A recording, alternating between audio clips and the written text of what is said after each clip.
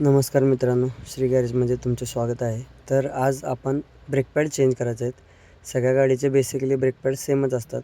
तर आज तुम्हाला शिकवतो की ब्रेक पॅड कसे चेंज करायचे. सगळ्यात पहिला ही ब्रेक ऑइलची कॅप काढून घ्यायची, गाडीला जॅक लावून घ्यायचा आणि गाडी वरती उचलायची.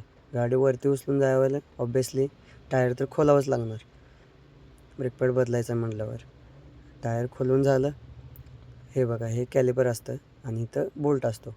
खालचा बोल्ट एक काढला तरी बस आहे. एक बोल्ट काढल्यानंतर हे ब्रेक पॅड आणि ह्या एक ब्रेक पॅड काढून घ्यायचा आणि मोठ्या मायनसनं हा पिस्टन दाबून घ्यायचा. हा पिस्टन दाबून घेतल्यानंतर हे बघा आत गेला.